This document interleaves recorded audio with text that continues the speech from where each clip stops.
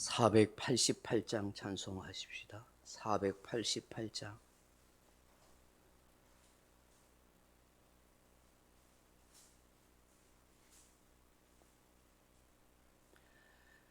(488장입니다) 이 몸의 소망 무언가 우리 주 예수뿐일세. 우리 주 예수 밖에는 믿으리 아주 없도다. 주 나의 반석이시니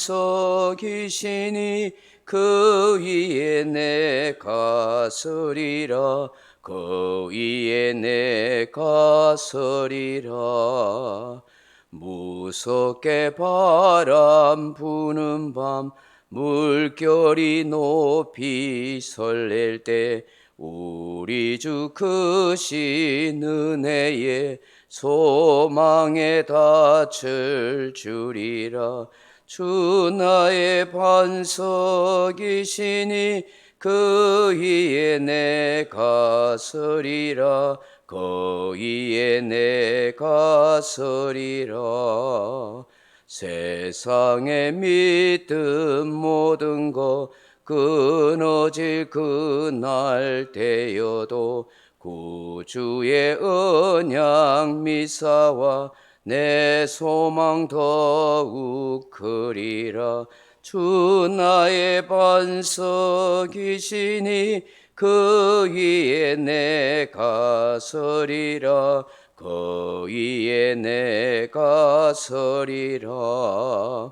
바라던 천국 올라가 하나님 앞에 배울 때 구주의 의를 힘입어 어여시 바로 서리라. 주 나의 반석이시니 그 위에 내가 서리라. 그 위에 내가 서리라. 아멘. 하나님 말씀 사도행전 21장 1절에서 6절 말씀까지 같이 읽겠습니다. 사도행전 21장 1절에서 6절입니다. 우리가 그들을 작별하고 배를 타고 바로 고소로 가서 이튿날 로도에 이르러 거기서부터 바다라로 가서 베니게로 건너가는 배를 만나서 타고 가다가 구브로를 바라보고 이를 왼편에 두고 시리아로 향하여 두로에서 상륙하니 거기서 배의 짐을 풀려 함이러라. 제자들을 찾아 거기서 이래를 머물더니 그 제자들이 성령의 감동으로 바울더러 예루살렘에 들어가지 말라 하더라. 이 여러 날을 지낸 후 우리가 떠나갈새 그들이 다 그 처자와 함께 성문 밖까지 전송하거늘 우리가 바닷가에서 무릎을 꿇어 기도하고 서로 작별한 후 우리는 배에 오르고 그들은 집으로 돌아가니라. 아멘. 오래전에 모 방송국에서 나오는 방송국 홍보용 노래가 있었습니다. 만나면 좋은 친구 빵빵빵 무슨 방송 하는 그런 시그널이었습니다. 저는 오늘 바울이 예루살렘에 올라가는 도중에서 잠시 머무는 곳에서 만나는 믿음의 형제들, 제자들이 마치 만나면 좋은 친구라 하는 생각이 듭니다. 진정으로 영적인 교제를 이루고 있는 모습들을 발견하게 됩니다. 사랑하는 성도 여러분, 사도행전 21장은 바울과 누가의 예루살렘 여행의 마지막 부분과 그 예루살렘에 도착한 후 벌어졌던 사건을 다루고 있습니다. 사도행전을 기록한 바울 사도의 오른팔과 같은 의사 누가는 본문에서 그와 같은 유대인들의 무서운 박해를 예상하면서도 꿋꿋하게 신속하게 예루살렘으로 정진하는 사도 바울의 사명적 의지를 잘 표현하고 있음을 보게 됩니다. 바울이 예루살렘으로 가는 길은 그만의 길이 아니라 비록 바로 모든 그리스도인의 삶의 여정이요 신앙 의지의 길이라 하는 것을 우리에게 알려줍니다. 오늘 본문에서 구체적인 노정을 통해서 우리가 무엇을 깨닫고 알아야 할까 하는 것입니다. 그 첫째로는 주어진 모든 기회를 잘 선용하라 하는 것입니다. 사도 바울이 예루살렘으로 가는 데 있어서 무작정 아무렇게나 가지 않습니다.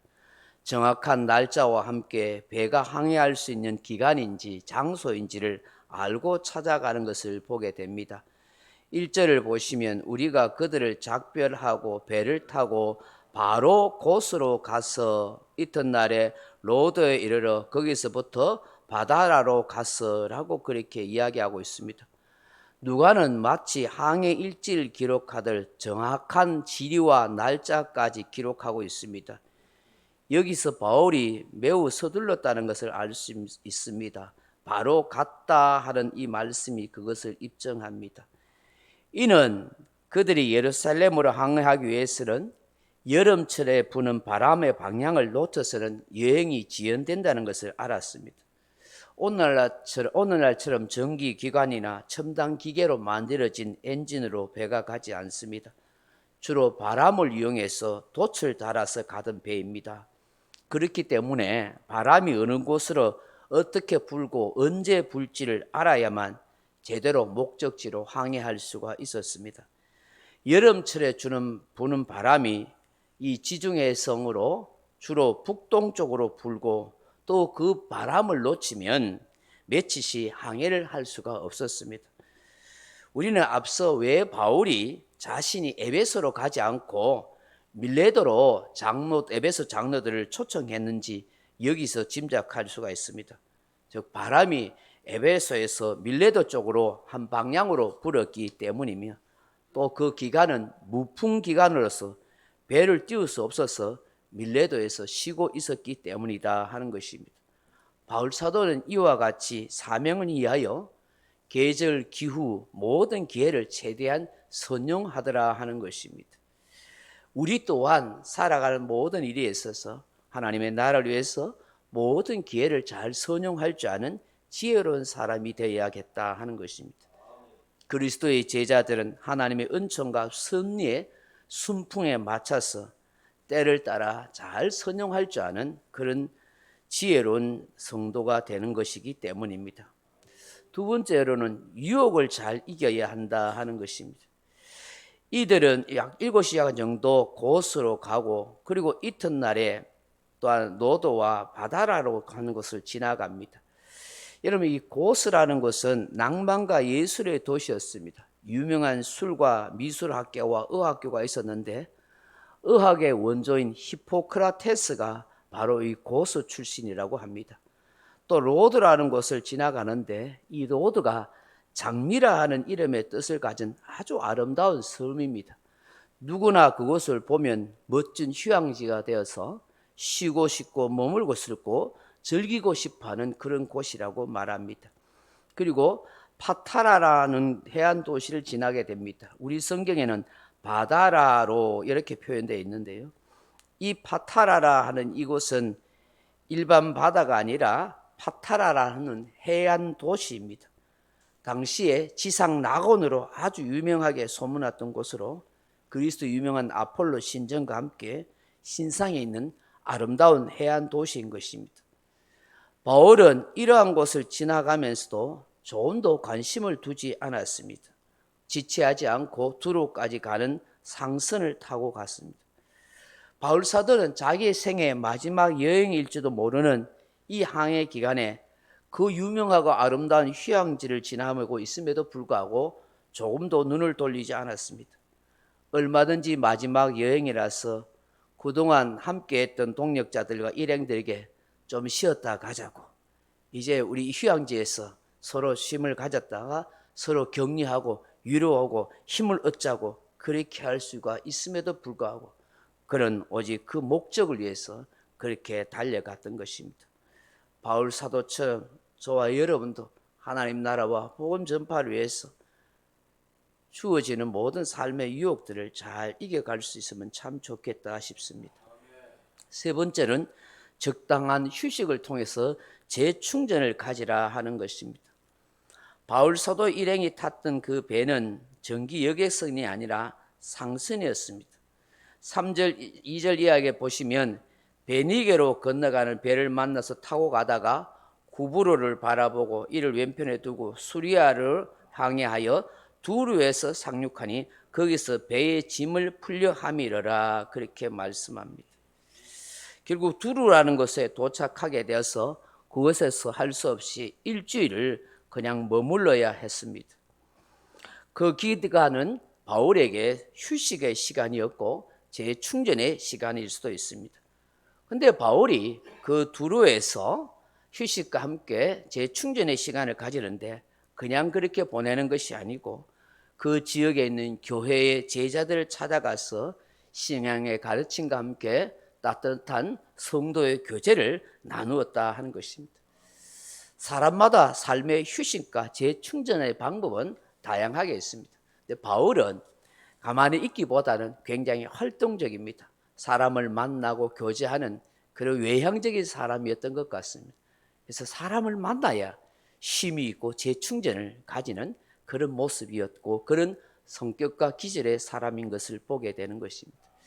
어떠하든지 사람은 적당한 휴식과 함께 재충전의 시간을 가져야 하는 것을 알게 되는 것입니다. 성도라고 하여서 하나님의 일을 한다고 해서 무조건 급히 서두르는 것만은 능사가 아니다 하는 것입니다. 성도의 사명적 삶은 마라톤과 같기 때문인 것입니다. 마지막으로 계속해서 네 번째로 계속된 시험을 이겨가더라 하는 것입니다. 이러면 4절을 보시면 제자들을 찾아 거기서 이래를 머물더니 그 제자들이 성령의 감동으로 바울대로 예루살렘에 들어가지 말라 하더라 그렇게 말씀합니다. 제자들이 성령의 감동을 따라서 예루살렘에 들어가면 고난과 그런 결박이 있다는 것을 다들 알았습니다. 그래서 전부 다 걱정 염려하는 마음으로 바울을 권면했었습니다. 그러나 바울은 하나님의 확고하신 뜻을 확신했기에 예루살렘 가서서 복음을 전하고 하나님 나라를 전파해야겠다는 굳은 의지가 있었습니다. 그래서 어떤 시험 속에서도 어떤 상황 속에서도 흔들리지 않더라는 것입니다. 저와 여러분도 이런 굳센 신앙의 의지를 가졌으면 좋겠습니다.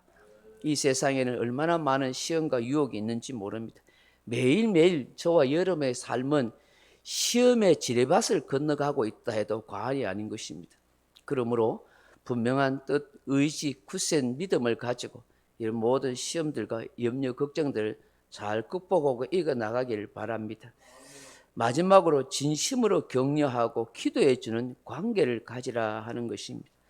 본문 5절에 보시면 이 여러 날을 지낸 후 우리가 떠나갈새 그들이 그 처자와 함께 성문 밖까지 전송하거늘 우리가 바닷가에서 무릎을 꿇어 기도하고 서로 작별한 후 우리는 배에 오르고 그들은 집으로 돌아가니라. 아멘. 참 아름다운 그런 모습이잖아요. 그 자식들까지도 다 함께 모여가지고 성문 밖까지 그렇게 전송해 주는 그런 모습, 또 바닷가에 함께 무릎을 꿇고 기도하면서 그렇게 작별하는 모습이 너무너무 아름다운 것입니다. 사랑과 격려가 함께 어우러지는 그런 작별의 모습이 아닌가 하는 것입니다. 우리 모두가 진심으로 서로 생각하고 기도해 주고 격려해 주는 그런 좋은 관계를 맺고 살았으면 좋겠다 싶습니다. 이 새벽에 주시는 이 말씀들을 잘 묵상하면서 주님 주어진 모든 기회를 잘 선용하게 해주시고 유혹을 시험을 잘 이겨가게 하시고 적당한 휴식을 통해서 재충전의 기회를 가지고 진심으로 서로 기도하고 격려해 주는 그런 아름다운 관계를 만들어가는 성도가 되게 달라고 기도하는 저와 여러분 되기를 주님의 이름으로 축원합니다. 오늘 저녁에는 우리 7시에 기도원에 세계로 기도원에 같이 기도하러 갑니다. 시간 되시는 분들 저녁 7시에 함께 모여서 기도원에 기도하러 가십시다. 각자 기도하시다가 돌아가시기 바랍니다.